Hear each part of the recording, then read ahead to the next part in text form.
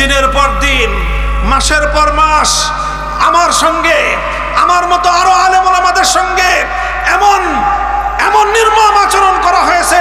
ফিরআউন যে আচরণ করেছিল মুসা নবীর সঙ্গে, এবং আজ পর্যন্ত আর কোন জালেমকে কোন নায়েবে নবীর সঙ্গে এমন নির্মম আচরণ করতে দেখা যায় নাই।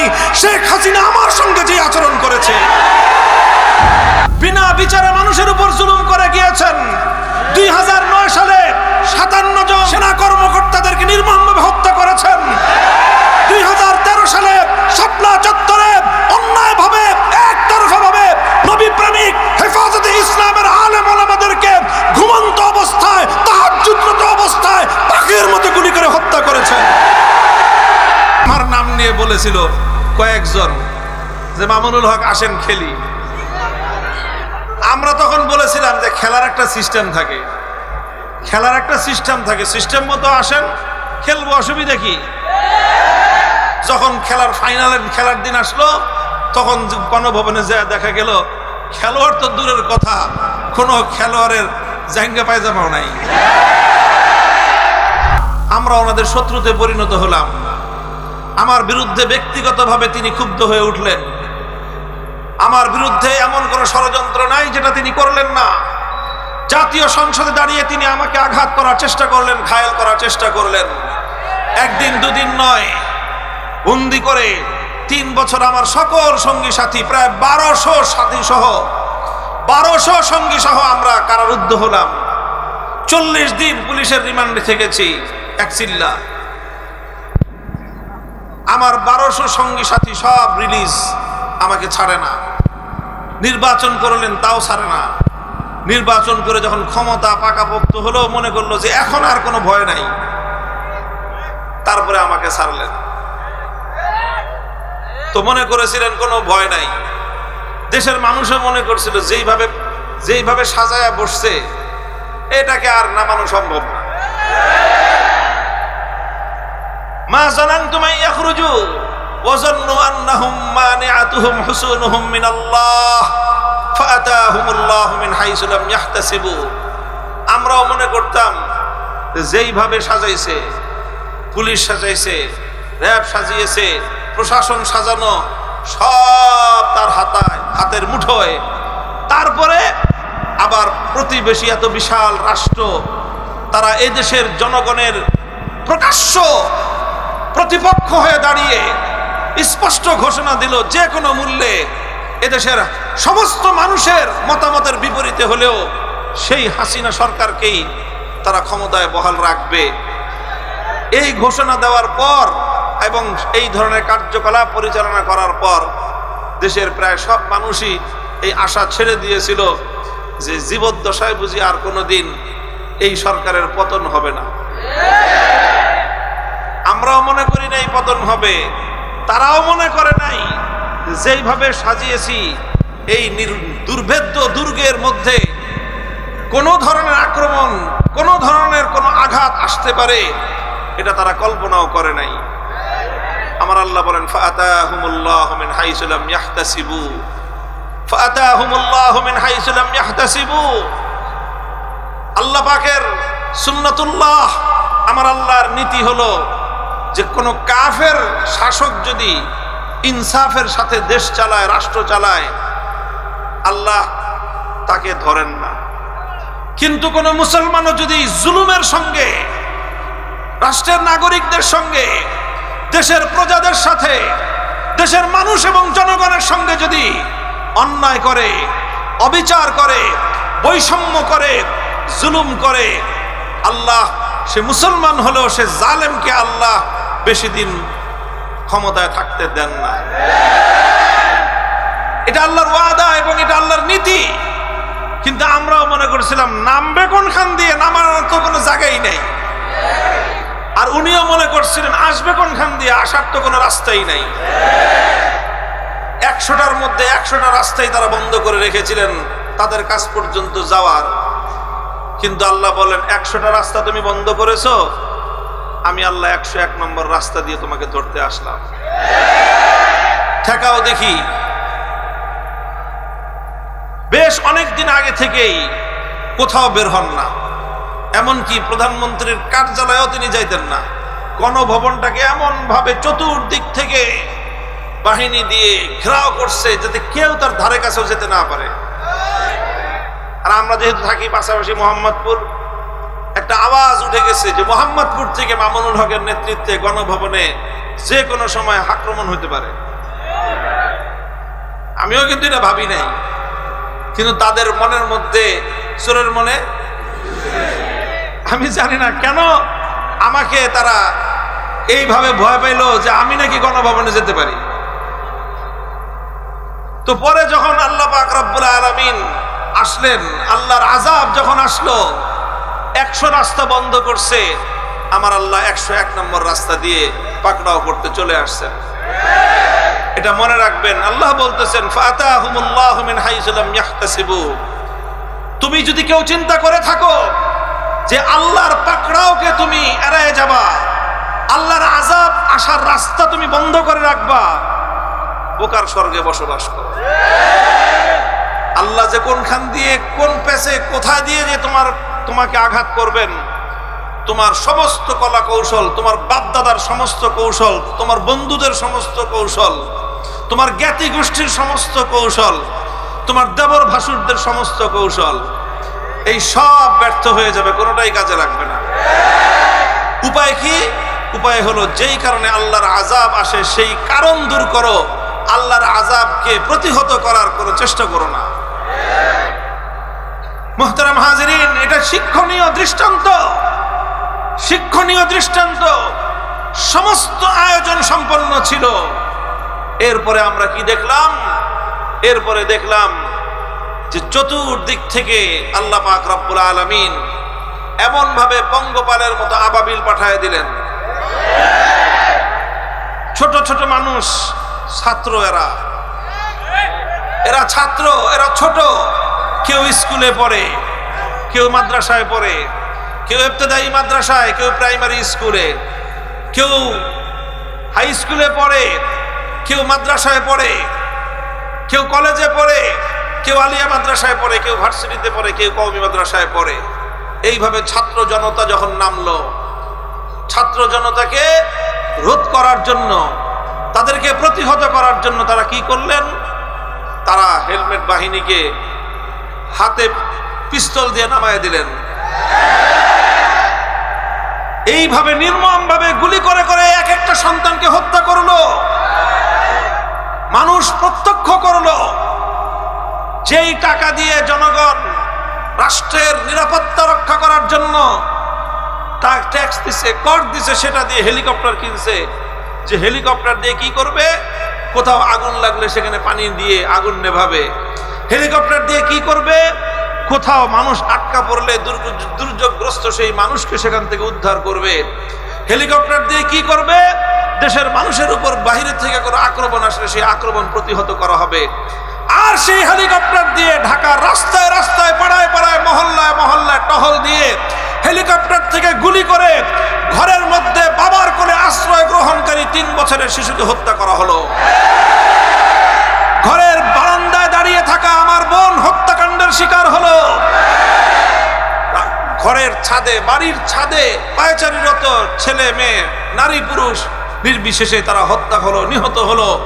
শত শত মানুষ মেরে ফেলা হলো। একটা কথা আমরা ঢাকায় শুনতাম যে শেখ হাসিনার যদি প্রয়োজন হয় 1 লাখ মানুষ মারবে, তবুও সে গদি ছাড়বে না। আপনারা শুনছেন এই কথাটা? এটাই ছিল মানুষের মনোভাব এবং এটাই ছিল তার মনোভাব। আমি কথাগুলি আলোচনা কেন করতেছি? আমি যে কোরআনের আয়াত পড়েছি, এইরকম দৃষ্টান্ত শতাব্দীতে একবার ঘটে, 100 বছরে একবার ঘটে। কয়বার? 100 বছরে একবার ঘটে। এই 2024 সালের 100 বছর আগে, এই গত 100 বছরের মধ্যে আরেকবারই ঘটেছিল 1975 সালে। এই আগস্ট মাসেই 10 দিন পরে ঘটছিল। 15ই আগস্ট, 5ই আগস্ট। 50 বছর পরে আবার ঘটনা ঘটলো। আবার হয়তো 50 বছর পরে ঘটবে। আমরা সতর্ক করতে চাই, শিক্ষা গ্রহণ করার আহ্বান জানাই, নিজেরাও শিক্ষা গ্রহণ করতে চাই। আমাদের সকলের জন্য শিক্ষা গ্রহণ করা উচিত। সেই শিক্ষাটা হলো যে দেখেন, খবরদার কোনো বিষয়ে সীমা লঙ্ঘন করবেন না। ইন্নাল্লাহা লা ইউহিব্বুল মুতাদিন। জায়গায় জায়গায় আল্লাহ বলেছেন, আল্লাহ পাক সীমা লঙ্ঘনকারীকে পছন্দ করেন না, সীমা লঙ্ঘনকারীকে পছন্দ করেন না।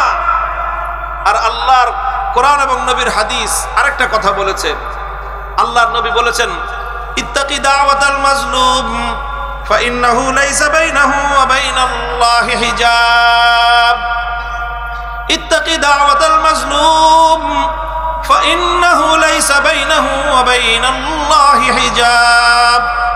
আমার উম্মত, মাজলুমের বদদোয়াকে ভয় পাও, ভয় করো, খবরদার মাজলুমের বদদোয়া যেন তোমার বিরুদ্ধে চলে না যায়, মাজলুমের ফরিয়াদ যেন তোমার বিরুদ্ধে আল্লাহর দরবারে উত্তোলিত না হয়। কারণ কোন ব্যক্তি যখন তোমার দ্বারা জুলুমের শিকার হয়ে মাজলুম হয়ে আহ বলে আল্লাহকে ডাকবে, জমিন থেকে আরশ পর্যন্ত তার সেই আর্তচিৎকার পৌঁছতে 1 সেকেন্ড লাগবে না। কারণ মাজলুমের দোয়া আমার আল্লাহর আরশ মধ্যখানে যত পর্দা, আমার আল্লাহ সমস্ত পর্দা সরিয়ে দিয়েছেন। এরপরে কি হয়, মাজলুম যখন বলে, আল্লাহ সে আমার উপর জুলুম করেছে, আমি বিচার চাই, হে আল্লাহ সে আমাকে আঘাত করেছে, আমি তোমার কাছে ফরিয়াদ জানাই, সঙ্গে সঙ্গে আমার আল্লাহ জবাব দেন। হাদিসে কুদসির মধ্যে বর্ণিত হয়েছে, আল্লাহ তখন মাজলুমকে বলেন, লা আনসুরান্নাকা ওয়ালাউ বা'দা হিন। হে মাজলুম, তুমি এই জালেমের কাছ থেকে প্রতিশোধ গ্রহণ করবার শক্তি তোমার নাই, কারণ জালেম অনেক শক্তিধর।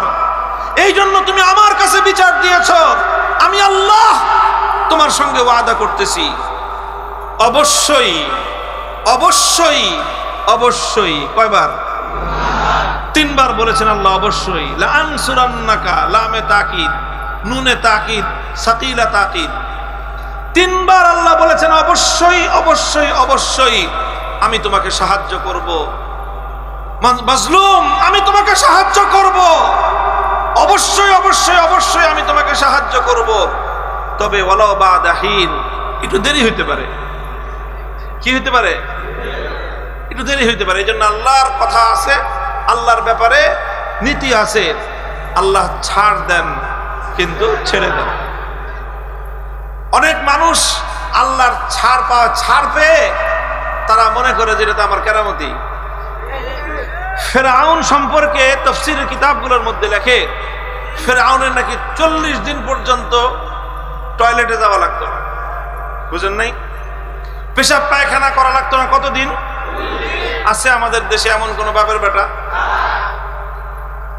40 দিন তো দূরের কথা, 40 ঘন্টা থাকলেই তো একটা মানুষ অসুস্থ হয়ে দেখা যাবে যে হাসপাতালে অ্যাডমিট হয়ে যাবে। ফেরাউনের 40 দিন পর্যন্ত পেশাব পায়খানা না করলেও চলতো। সে আল্লাহ পাক রব্বুল আলামিন তাকে এইরকম সুস্থতা দিয়েছিলেন, এরকম সক্ষমতা আল্লাহ তাকে দিয়েছিলেন, সে মনে করছে এটা তো তার কেরামতি, সে মনে করেছিল এটা তার ক্ষমতা। আর ইনাকে আল্লাহ পাক রব্বুল আলামিন নানা সময় নানাভাবে নানা হামলার হাত থেকে বাঁচিয়ে দিয়েছেন। কখনো 88 কেজি, কখনো 96 কেজি, কখনো অমুক জায়গার গ্রেনেড, এটা সেটা নানা কাহিনী। উনি মনে করলেন যে এত কাহিনী যত হয়ে গেছে, যেহেতু এই জমিনে তার চেয়ে বড় ওলি আল্লাহ আর কেউ নাই, এরকম ভেবে বসেছিলেন। আর বিনা বিচারে মানুষের উপর জুলুম করে গিয়েছেন। 2009 সালে 57 জন সেনা কর্মকর্তাদেরকে নির্মমভাবে হত্যা করেছেন। 2013 সালে শাপলা চত্বরে অন্যায়ভাবে একতরফাভাবে নবী প্রেমিক হেফাজতে ইসলামের আলেম ওলামাদেরকে ঘুমন্ত অবস্থায়, তাহাজ্জুদরত অবস্থায় পাখির মতো গুলি করে হত্যা করেছেন।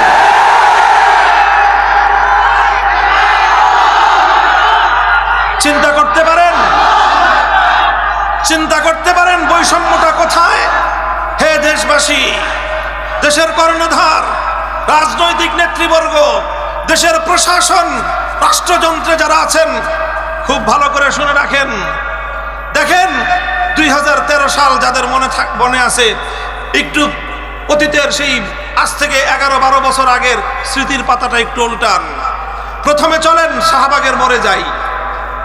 একদিকে পিজি হাসপাতাল, বঙ্গবন্ধু শেখ মুজিব মেডিকেল কলেজ হাসপাতাল নাম দিয়েছে পরবর্তীতে। আরেকদিকে বাংলাদেশের সবচেয়ে বড় আপনার এই ডায়াবেটিক্সের হাসপাতাল বারডেম, একদিকে বাংলাদেশের 1 নম্বর কেন্দ্রীয় জাতীয় জাদুঘর।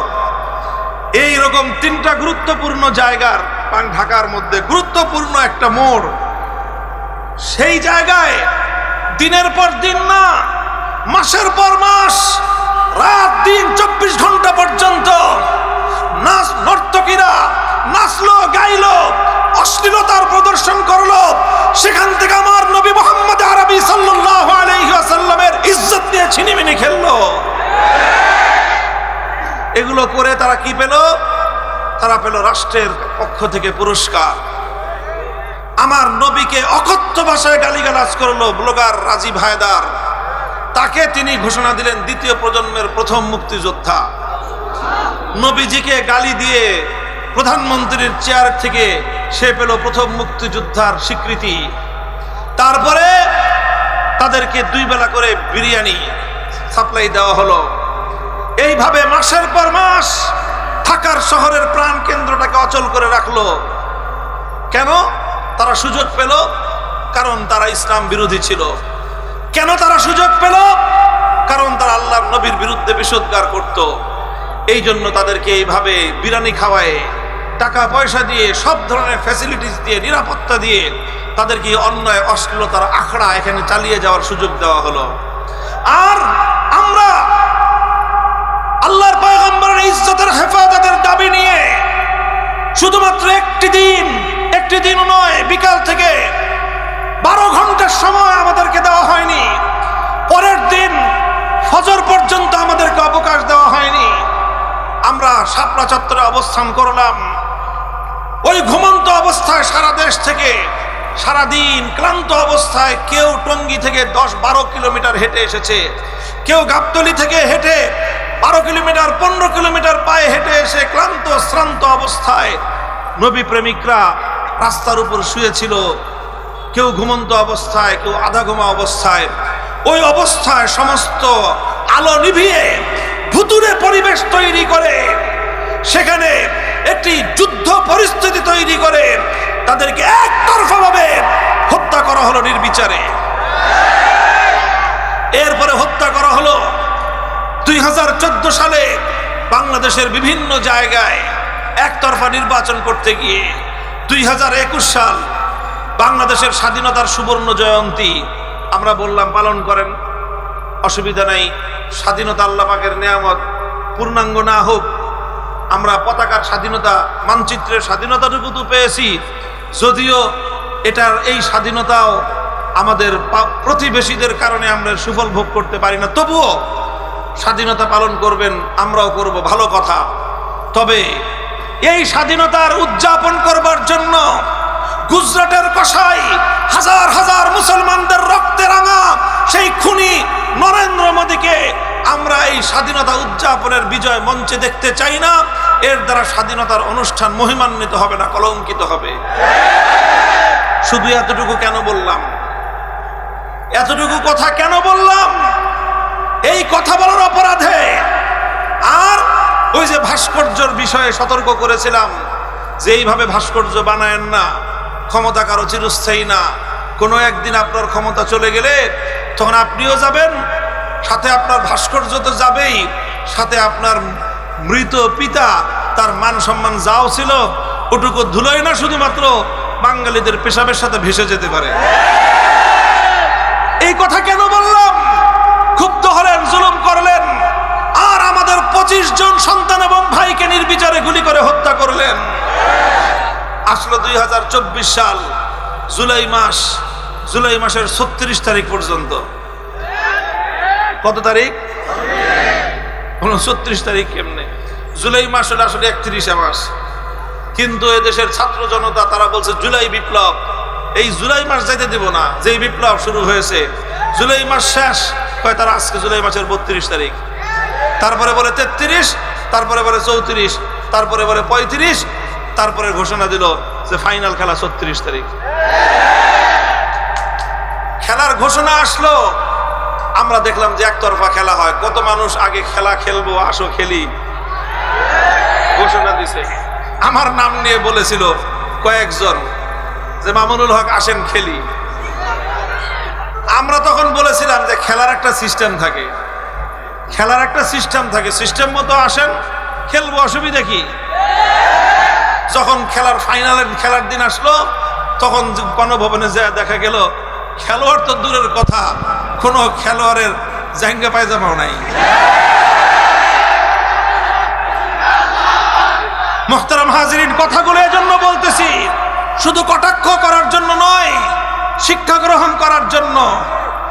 50 বছর পর পর এই ধরনের দৃষ্টান্ত আসে, কখনো 100 বছর পরে আসে, কখনো 1000 বছর পরে এরকম দৃষ্টান্ত প্রতিষ্ঠিত হয়।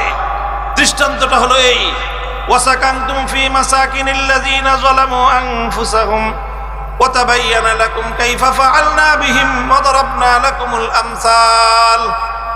এই জালিমরা জুলুম করে করে প্রত্যেকটা জনপদে জুলুমের নিশানা রেখে গেছে।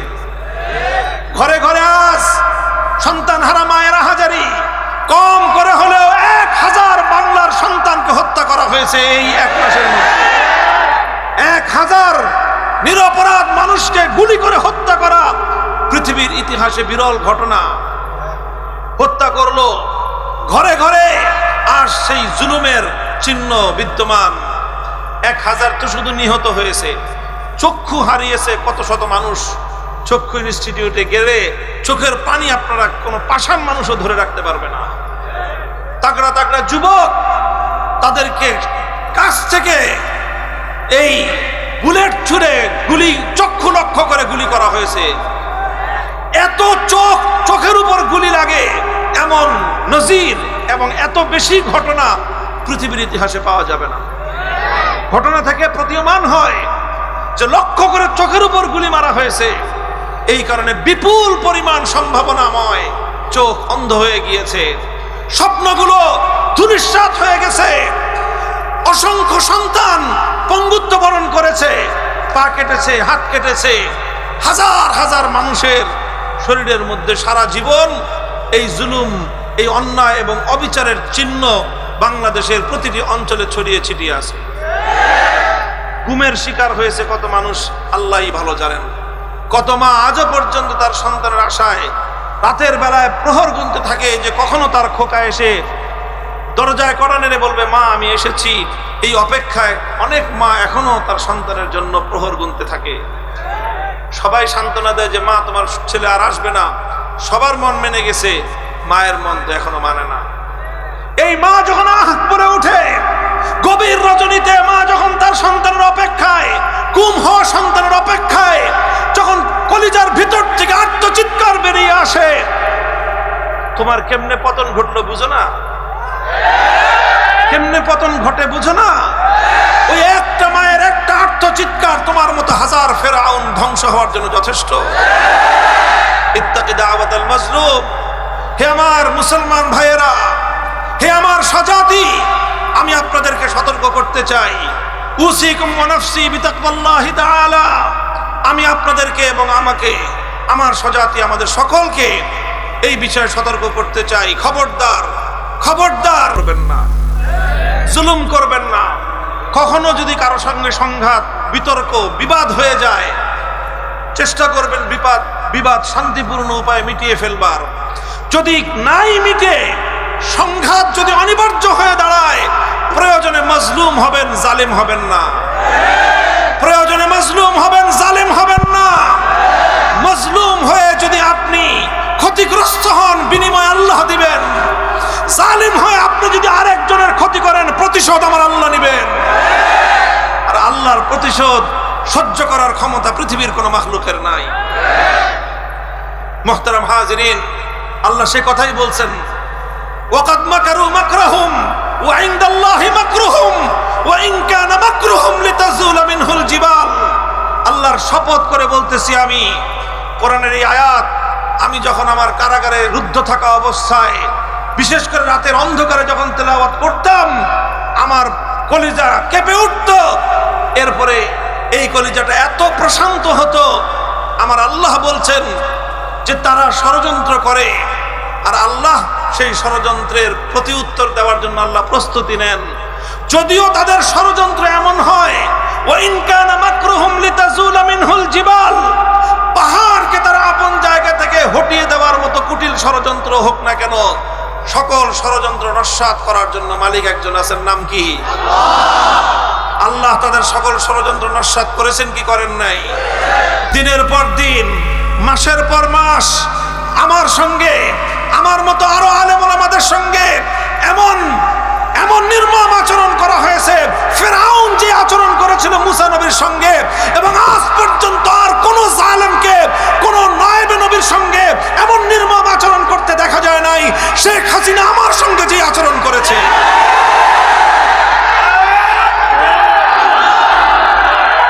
প্রিয় দেশবাসী, এলাকাবাসী, অনেক দীর্ঘ হয়ে গেছে আমার বক্তব্য।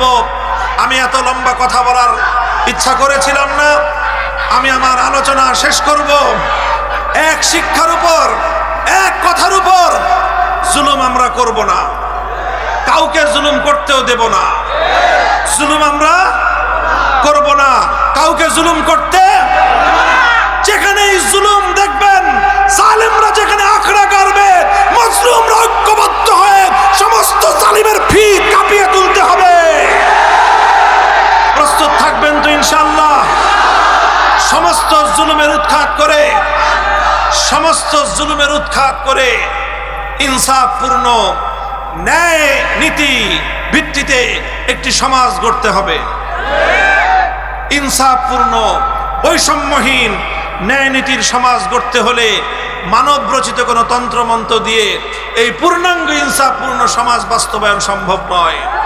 এর জন্য একমাত্র প্রয়োজন আরশের মালিক, আসমানের মালিক আল্লাহ রাব্বুল আলামিন প্রদত্ত খেলাফতের রাষ্ট্র ব্যবস্থার মাধ্যমেই ইনসাফপূর্ণ ন্যায়ের সমাজ কায়েম করতে হবে। কাজে আমাদের চূড়ান্ত মঞ্জিল, আমরা খেলাফত, আল্লাহর জমিনে আল্লাহর খেলাফত কায়েম করবো ইনশাআল্লাহ। রাজি আছেন তো? আমরা বাংলাদেশ খেলাফত মজলিসের পক্ষ থেকে